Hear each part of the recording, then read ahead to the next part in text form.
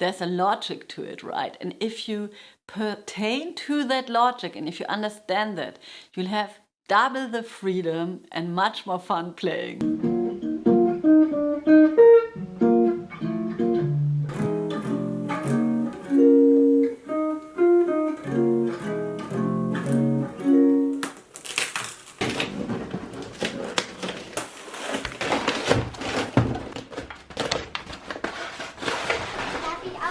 Mitspielen.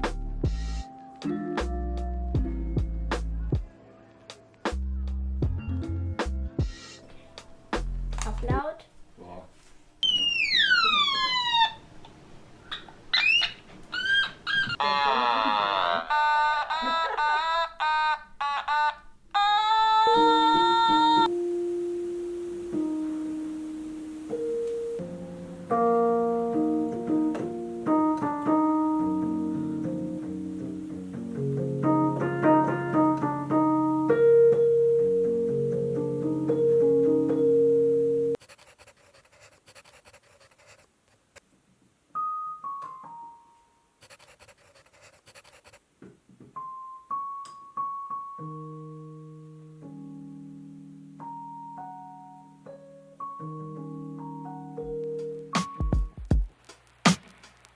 So you want to learn a new standard, and what do? You go and get your iReal book or your iReal Pro or whatever it is, and you look up the chords and then you start practicing the chords.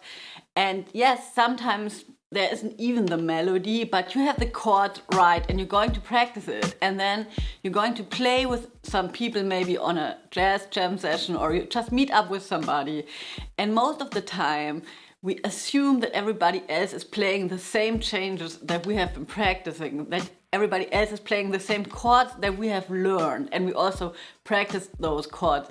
But in reality, right, people playing a lot of different stuff, and we have to learn to hear it somehow. The thing is, if you don't know what you're playing over which chord, then all your ideas sort of don't lock into the chord that is being played. And in the worst case, it can lead to a habit of not really hearing the chord changes and also of getting used to this sound of friction.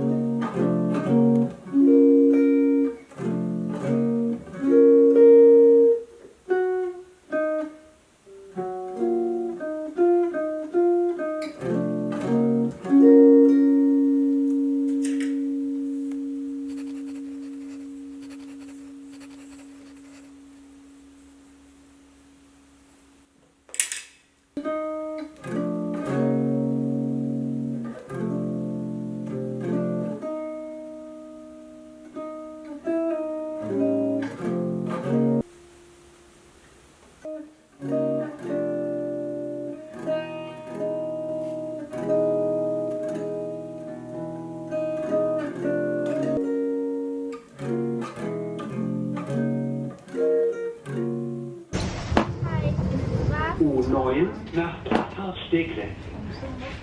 Einsteigen bitte. Spitzenschlag.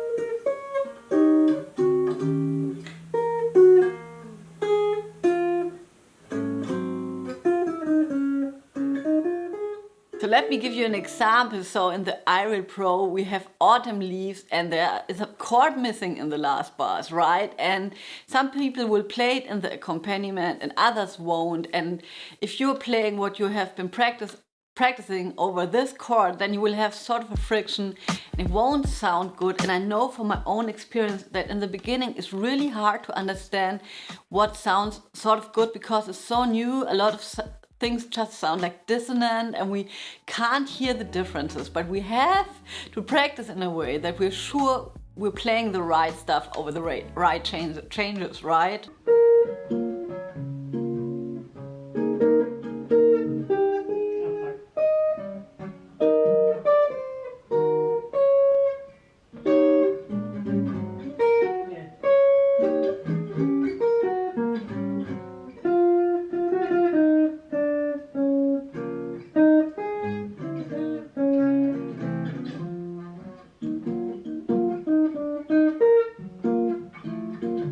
So don't freak out, there's a way how we can solve this, right? So sort of the best thing that you can do is to get a good teacher who will help you understand which chords are played very often. But that being said, it's even more complicated because people tend to play different chords and also in each chorus there are going to appear different chords. So I would recommend two things that you can do. So first of all, take a time out in your practice plan. It can be 10 minutes where you record yourself a chord on your looper and you play the scale, the arpeggio, the lick, whatever it is, the idea over this chord, and you really take the time to hear that, right? And also maybe to analyze what you're playing. Is it the root? Is it the three? And just a very small snippet of making sure you know what you're doing. And then you leave it alone because it will inform the rest of your playing.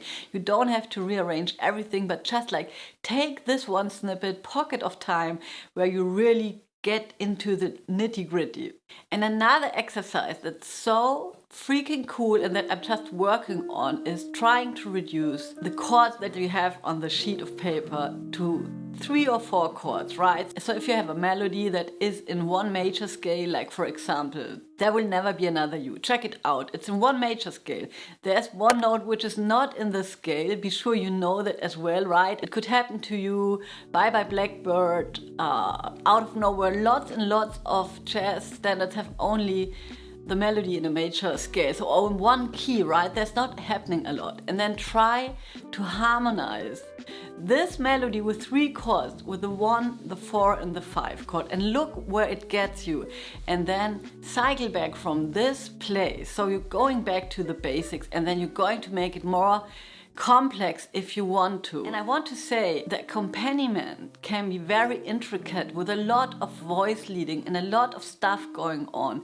And that doesn't necessarily mean you have to reflect that in the lines that you're playing, right? Because if you know what's happening beneath, sort of like 5-1, 4-1, the most basic chord progressions that are so important, then you can sort of just play them and let the other people do the ornaments, right? There's a logic to it, right? And if you pertain to that logic and if you understand that, you'll have double the freedom and much more fun playing. So if you like this video, you might also like this video about practicing improvisation. I'm giving you some very simple and basic tips how you can practice improvisation while you're really hearing what you're playing. And see you next week. Bye.